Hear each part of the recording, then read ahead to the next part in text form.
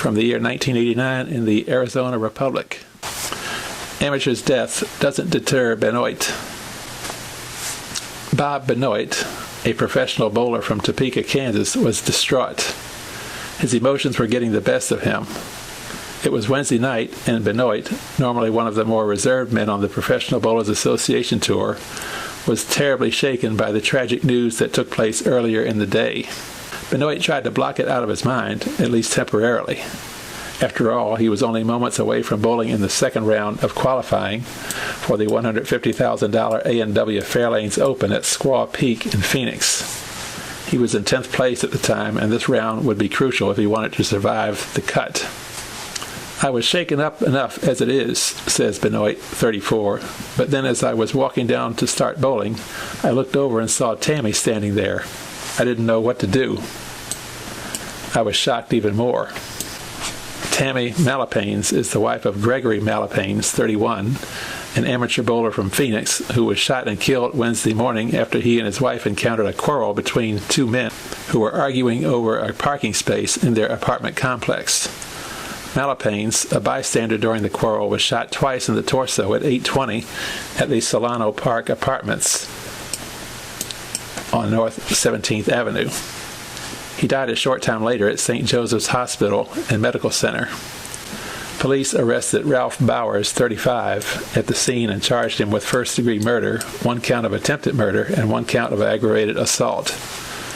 The night before the shooting, Benoit, an 8-year pro on the PBA Tour, had helped Malapanes win $2,000 by capturing the Pro-Am title at the Fairlanes Open. Afterward, he had dinner with Malapanes and his wife. Benoit said he talked about bowling with Gregory for several hours. So you can imagine what a shock it was to see Tammy here last night, Benoit said Thursday. She told me exactly what happened. I didn't know what to say to her at first. I just kind of looked at her and then said, "Tammy, I'm just so sorry about what happened." Benoit had little time to gather his thoughts. They were calling his name. "I was so upset," he said. "It just didn't seem right that someone could take a life and treat it like it was so cheap. But it kind of motivated me in a way. After that, after seeing Tammy especially, it pressed me to do as well as I could." Earlier Wednesday, when told Malapanes had been killed, Benoit said, "Bowling's the furthest thing from my mind right now." Benoit bore down and, in his first game of the second session that night, rolled 11 straight strikes. He left only 2 pins on the last ball of the 10th and final game, his score 298. "I wanted that 300 so badly in that first game so that when Fairlane Squaw Peak gave me the $100 prize for doing it, I could donate it to Tammy and the family. I was really disappointed I didn't get it." Benoit continued to bowl brilliantly the rest of the night. At one point, during the 5th game of his 6-game session, he was headed toward another 300. Benoit rolled 9 consecutive strikes, this time settling for a 279. Despite the mental anguish he was going through, Benoit managed to end the night as the second-round leader in a field of 157. "I just bowled great Wednesday night," said Benoit, who on Thursday became one of 24 bowlers to advance into today's match game finals at Squaw Peak. "I tried to put what happened to Greg out of my mind and forget that Tammy and her mother and father were there watching, but that wasn't easy to do."